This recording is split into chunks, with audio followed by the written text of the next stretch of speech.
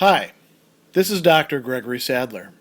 I'm a professor of philosophy and the president and founder of an educational consulting company called Reason.io, where we put philosophy into practice. I've studied and taught philosophy for over 20 years, and I find that many people run into difficulties reading classic philosophical texts. Sometimes it's the way things are said or how the text is structured. But the concepts themselves are not always that complicated, and that's where I come in. To help students and lifelong learners, I've been producing longer lecture videos and posting them to YouTube. Many viewers say they find them useful. What you're currently watching is part of a new series of shorter videos, each of them focused on one core concept from an important philosophical text. I hope you find it useful as well. One of the first main considerations that Seneca brings up in On the Happy Life is how do we actually find and get on the road or the path to the happy life? We can't assume that we already have it available to us, because that's how we get ourselves into a lot of trouble. He says that so difficult is it to attain a happy life, the faster a person rushes toward it, the further he departs from it. If he loses the path when the path leads him in the opposite direction, his velocity, his swiftness results in a greater separation. So we got to figure out, all right, where is the path? And also, by contrast, where shouldn't we be going? Where shouldn't we, follow along? And so Seneca is going to very quickly start talking about the crowd. And this is something that he mentions in quite a few places, including in his letters, where he actually has a few letters specifically devoted to why we shouldn't follow along with the many. And he's going to tell us that, in finding the path to happiness, there's already some out there, or at least seemingly out there. And those are, in fact, most worn. So lots of people have traversed these paths and crowded. There's a lot of people on those paths already. And he says that these tend to deceive us. They get us going in the wrong direction. He says that we're going to lead ourselves astray. Other people are leading us astray as well, but it's on us to figure out which way we ought to go. And we can pause on that for a moment and think about some contemporary examples in our own time. So Seneca is going to talk about wealth and pleasure-seeking later in the essay. We still have people today who tell us, the path to success is to make as much money as possible. Then you're actually going to be happy. You can buy anything that you want. I mean, that was just as popular in his time as it is in now, and there's people willing to sell you at a price all sorts of paths that are supposed to lead you to wealth and success. Or perhaps it's really not about being rich. It's about accumulating experiences, traveling around the world, having all sorts of pleasures and things along those lines. Well, that was just as common in Seneca's time as it is now, although perhaps we have more people capable of indulging themselves in and committing themselves to such a path. And we can think of all sorts of other well-worn and crowded paths that are available to us. Maybe it's in gaming. Maybe it's in going to college, and we'll figure it out then along the way. Lots of other people are doing it. And Seneca says, that's what should actually make you distrust it. And he says, we should avoid being like cattle. And you might think to yourself about American or other places where they have lots of cows, steer actually, and they're being herded along. But you could think of any sort of herd animal. One animal starts going somewhere, the rest either follow it or don't, and if they do follow it, they could all be asking each other, hey, where are we going? I don't know, that guy seems to know where we're going. They start moving along. What are we in line for? I don't know, but it's a line, so it must be important, right? So we want to avoid just following the herd saying to ourselves, well, there's a lot of people going in this direction. This must be the right way to go. And so Seneca is going to bring up a couple different modalities of this. He says, nothing gets us entangled in greater trouble, and he's going to list three different things here, than our conforming ourselves to rumor, and the Latin there actually is rumor, right? To word of mouth, to people saying, yeah, this is what you need to do. So conforming ourselves to hearsay, to things that we don't truly understand. And then he also talks about having many examples. What's wrong with having many examples? Well, we want them to be good examples, right? And he talks here about, here we go, having many examples in place of what is good. So examples would be fine if they were good examples, but if they're examples that substitute for the actual good, which he's going to tell us about a little bit later, then we're going to run into problems. We're going to rely on something that we shouldn't. And then he talks about living by imitation. And the term here is not imitatio, it is ad similitudinem, living by imitation, not reason, ratio, right? Similitudinem means a likeness, how things are similar to each other. So we're not really understanding the things that we're talking about, what will actually make us genuinely happy and how we get there. We're just following along with what we've seen other people doing and saying, I'll kind of figure this out as I go along. Seneca says, well, that's actually going to get you into trouble.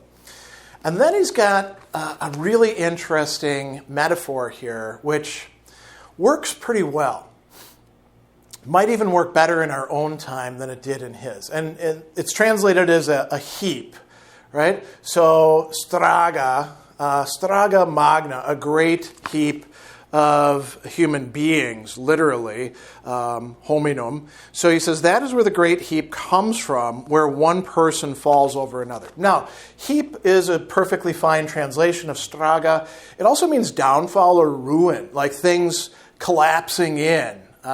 So people think about in a crowd and somebody trips and then everybody starts falling over them and the crowd still keeps moving. This is how you wind up with people being trampled to death or crushed within crowds. It could turn into a riot. It could turn into anything bad. But people are still moving forward with this.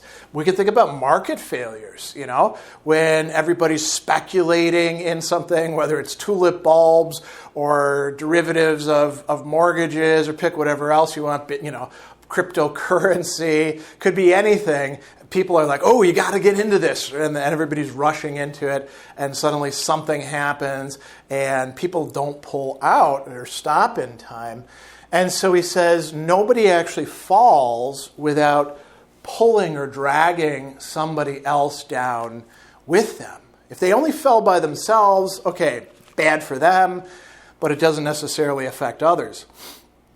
So he says this is what happens in a crush of humanity when the populace presses on itself. No one falls without pulling another down on him. The first ones are the undoing of those that follow. This you can see happening in everyone's lives. No one's error affects himself alone. So if people just made mistakes, you can say, they made a mistake, leave them to their own devices, but they affect other people. And we should pause on this. Parents, teachers, coaches, adults of all sorts affect children. They give them the wrong messages about a whole bunch of different things, and sometimes on multiple levels, right? They tell them, hey, you should be doing this. This will be the way to success. And then, of course, they behave in a different way, and they scandalize them.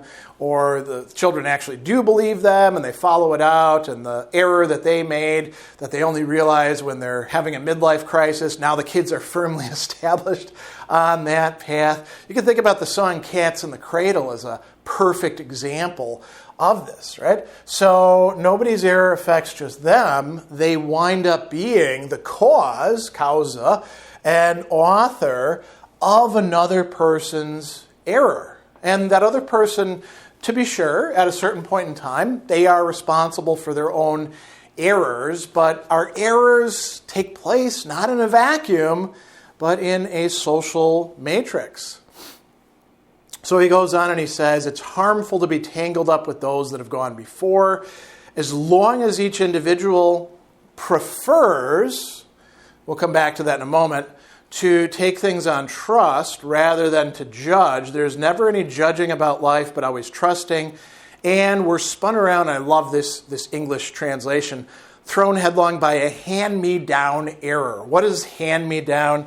So, when you get clothing that somebody else has already worn and they're like, you could use this. I've handed down, for example, ties that were actually technically hand-me-down. My dad had a bunch of ties. Most of them were too short for me because he was a shorter man. And I used to wear some of his ties, and then I handed them down to my cousin, and actually godson, and those became his, right? So errors are like that as well. I could have gotten some wrong-headed ideas from somebody who I know at work. They become my wrong-headed ideas. They are now in my possession, even if they had a role in causing them. So trusting, credere, right? To believe in, rather than to judge, judicare. Judgment is absolutely essential for having the happy life. You can't just take things on trust, right? And he uses this word mavult, to will more, to prefer is how it's being translated here. So each person who's falling into error within the crowd prefers to trust rather than to judge. If they did judge, and they judged rightly, they wouldn't be in the crowd. They would be standing out from it. So Seneca's going to say something here that I think often gets lost on a lot of people. He says, human affairs, the things that have to do with human beings, are not in such good condition that the majority of people favor what is better. Again, true in his time, arguably true in ours. A lot of people who grow up in sheltered or fortunate circumstances don't know that. They think that most people actually do have it right because so far things have gone, in their view, okay for them. Now, they're measuring what's going okay primarily in terms of things that are not virtue, pleasure, wealth, success, social status, all of those sorts of things. And it really is the case, according to the Stoics and Seneca, that human affairs are usually pretty screwed up. There is no perfect society that you can look at and say, aha, we need to live exactly like those people, right? It's not a mythological society. It's not a philosophical utopia. It's not ahistorical treatments of Sparta or things like that. There is no ideal society. And so generally, the majority is going to be mixed up about stuff. And here he actually makes some really important clarifications. So we don't want to trust the common crowd, but who does that include? Is that just the masses, the majority, the many? It certainly includes them, but it also includes most of the elites. He ends up saying, I refer as much to those who wear crowns as those who wear cloaks, because I pay no heed to the color of the clothes by which our bodies are concealed. When it comes to human beings, I don't trust my eyes. I have a better and more reliable light. And we'll come back to that in a moment. I do want to point out that he mentions a little bit later talking about distinguishing myself from the many. This is him admitting about himself. And making myself famous by marrying into a dowry.